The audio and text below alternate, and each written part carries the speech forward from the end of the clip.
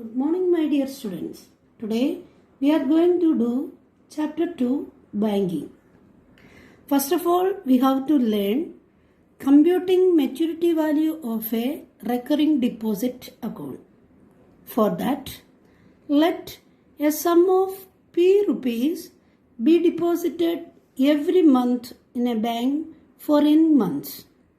If the rate of interest be R percentage per year, the interest on the whole deposit is calculated by using the formula I is equal to P into n plus 1 divided by 2 into 12 into R by 100. Since the total sum deposited in n months is equal to sum deposited every month into number of months, that is equal to P into n. Therefore, the maturity value of the recurring deposit is equal to total sum deposited plus interest on it, that is equal to P into n plus P into n plus 1 divided by 2 into 12 into R by 100. Once more, the maturity value of the recurring deposit is equal to total sum deposited plus interest on it. Total sum deposited is equal to P into n. Interest is equal to P into n plus 1 divided by 2 into 12 into R by 100. Keeping this formula in your mind, let us start the exercise. First question. Manish opens a recurring deposit account with the Bank of Rajasthan and deposits 600 rupees per month for 20 months. Calculate the maturity value of this account if the bank pays interest at the rate of 10% per annum. Here, the recurring deposit per month, that is P is equal to 600 rupees. Period n is equal to 20 months.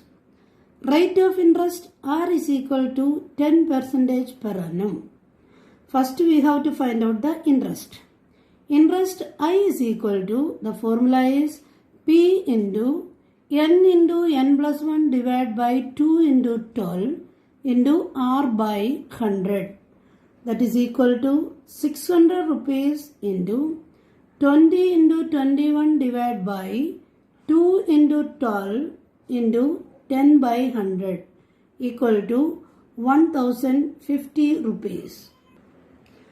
Total sum deposited is equal to P into n equal to 600 rupees into 20 equal to 12,000 rupees.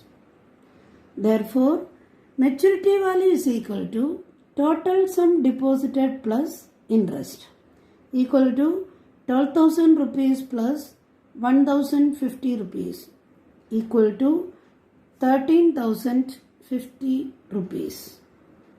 Next question. Miss Matthew opened a recurring deposit account in a certain bank and deposited 640 rupees per month for 4.5 years. Find the maturity value of this account if the bank pays interest at the rate of 12% per year. Here, recurring deposit per month is P is equal to 640 rupees. Period n is equal to 4.5 years. Convert into month equal to 54 months. Rate of interest R is equal to 12%. First we have to find out interest. Interest I is equal to, formula is P into n plus 1 divided by 2 into 12 into R by 100 equal to 640 rupees into 54 into 55 divided by 2 into 12 into 12 by 100.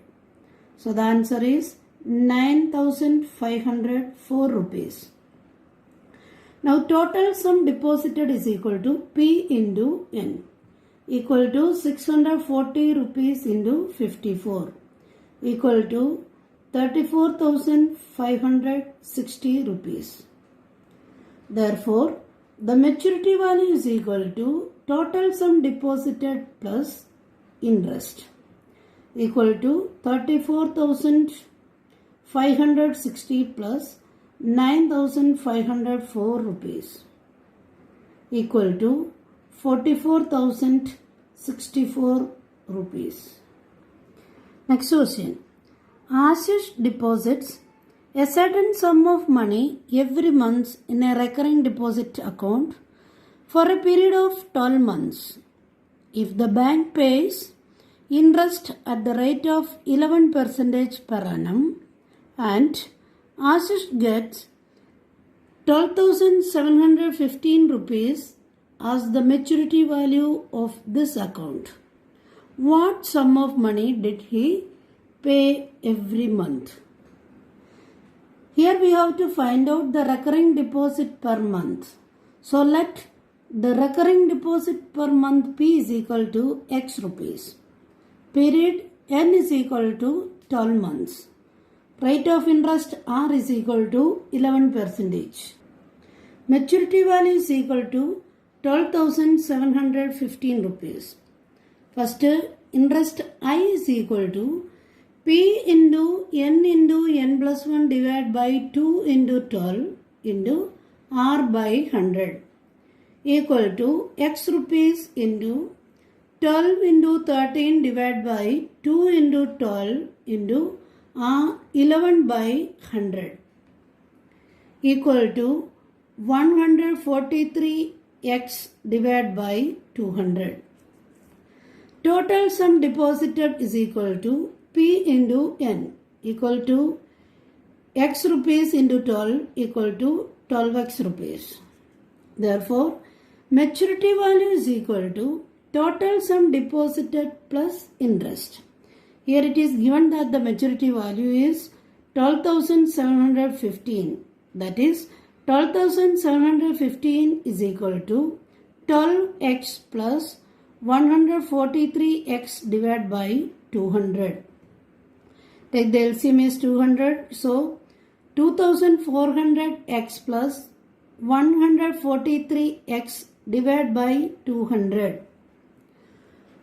Now 12,715 into 200 is equal to 2,543x. Therefore, x is equal to 12,715 into 200 divided by 2,543 equal to 1000.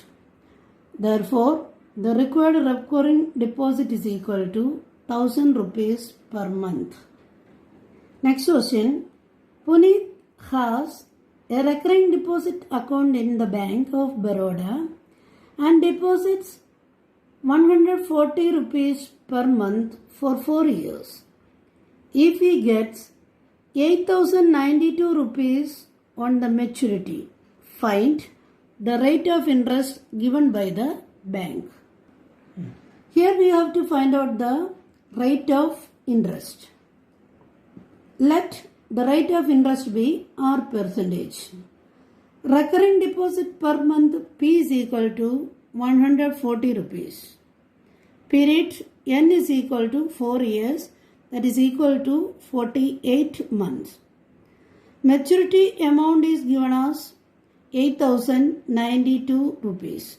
First we have to find out interest I equal to P into N plus 1 divided by 2 into 12 into R by 100 equal to 140 rupees into 48 into 49 divided by 2 into 12 into R by 100 equal to 1372 R divided by 10. Total sum deposited is equal to P into N, that is 140 rupees into 48 equal to 6,720 rupees.